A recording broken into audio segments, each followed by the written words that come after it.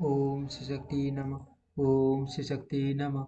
ओम श्री शक्ति नमः। श्री राम के द्वारा शंभु का वध और मरे हुए ब्राह्मण बालक को जीवन की प्राप्ति। पुलस्त्य जी बोले, राजन, पूर्व काल में स्वयं भगवान ने जब रघुवंश में अवतार लिया था, तब वहां वे श्री राम नाम से विख्यात हुए। तब उन्होंने लंका में जाकर रावण को मारा और देवताओं का कार्य किया था। इसके बाद जब वे वन से लौटकर पृथ्वी के राज सिंहासन पर स्थित हुए, उस समय उनके दरबार में अगस्त्य आदि बहुत से महात्मा ऋषि उपस्थित हुए। महर्षि अगस्त्य जी की आज्ञा से द्वारपाल ने तुरंत जाकर महाराज ऋषियों के आगमन की सूचना दी। सूर्य के समान तेजस्वी महर्षियों के को द्वार पर आया जान श्री रामचंद्र जी ने द्वारपाल से कहा, आप शीघ्र ही उन्हें पीटर ले आओ। श्री राम की आज्ञा से द्वारपाल ने उन मुनियों को सुखपूर्वक महल के भीतर पहुंचा दिया। उन्हें आया देख रघुनाथ जी हाथ जोड़कर खड़े हो गए और उनके चरणों में प्रणाम करके उन्होंने उन सबको आसनों पर बिठाया।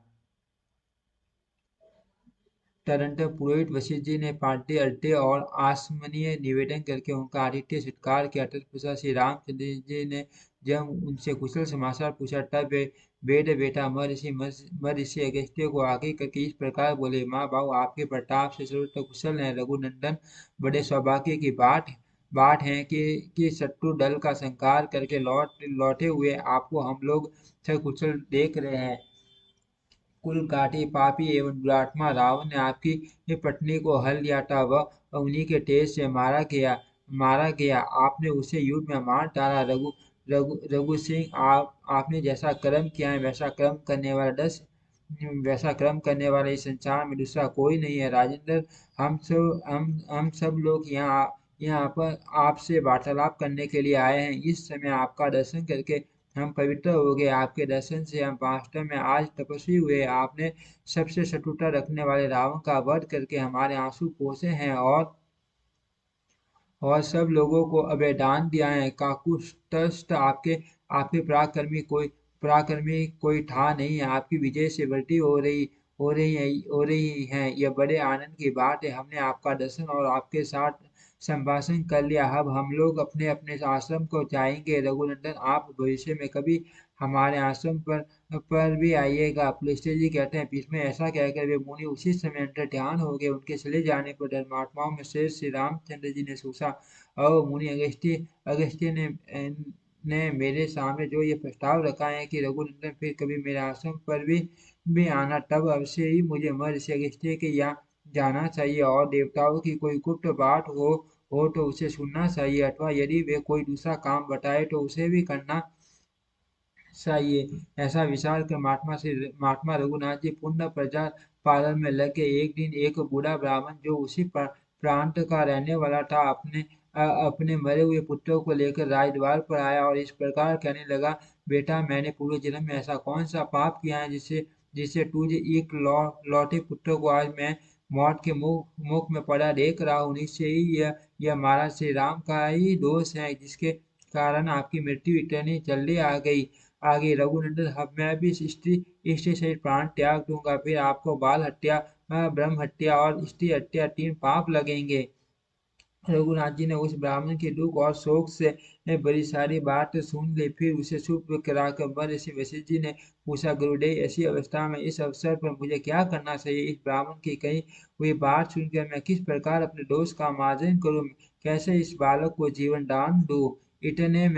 इतने में ही देवर्षि नारद वहां आ पहुंचे। वे वशिष्ठ के सामने खड़े हो अन्य ऋषियों के समीप महाराज श्री राम से बोले, रघुनंदन, इस बालक की जिस प्रकार अकाल मृत्यु हुई है उसका कारण बताता वो सुनिए।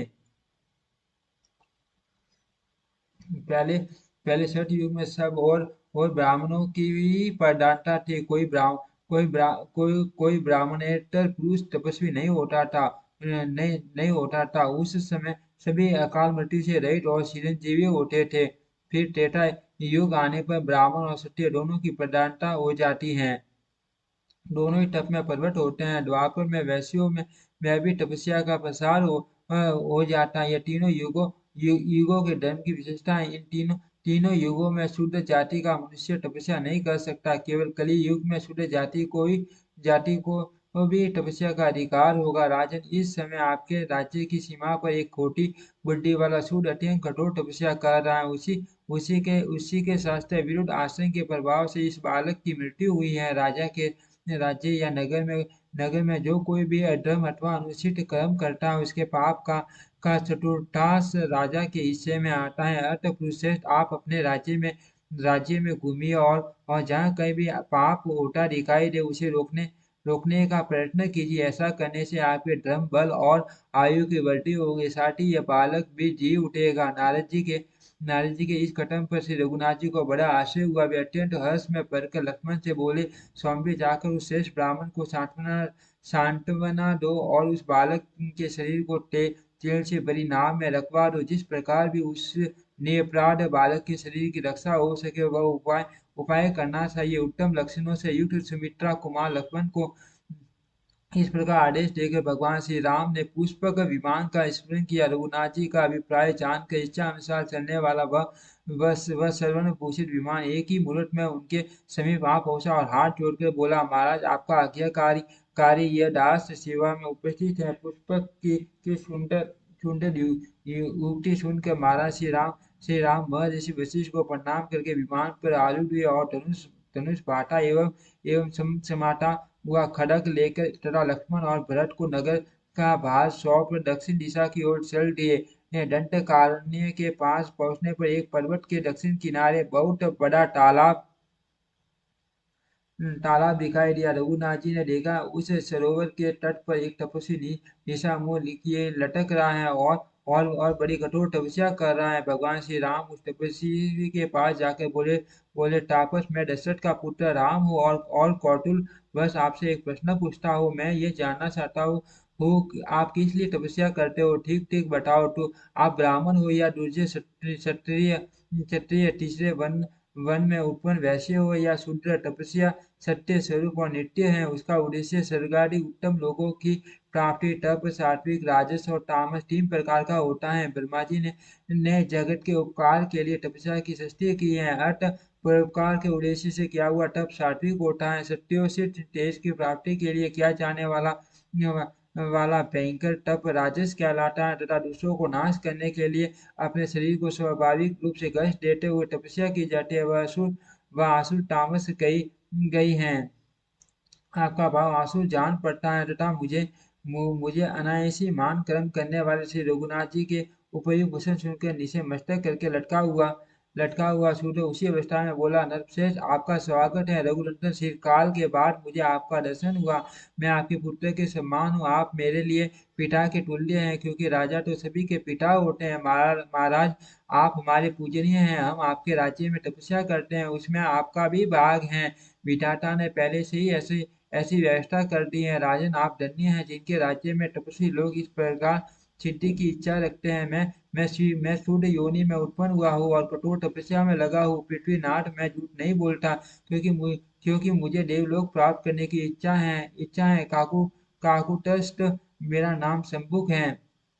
वह इस प्रकार बातें कर ही रहा था कि श्री रघुनाथ जी ने म्यान से समसमाती हुई तलवार निकाली और उसका उज्जवल मस्तक धड़ से अलग कर दिया। उस शूद्र के मारे जाने पर इंद्र और अग्नि आदि देवता साधु साधु कहकर बारंबार श्री रामचंद्र जी की प्रशंसा करने लगे। आकाश से श्री रामचंद्र जी के ऊपर वायु देवता के सोए हुए दिव्य फूलों की सुगंध भरी वृष्टि होने लगी। जिस क्षण यह शूद्र मारा गया, ठीक उसी समय वह बालक जी उठा। ओम श्री शक्ति नमः। ओम श्री शक्ति नमः। ओम श्री शक्ति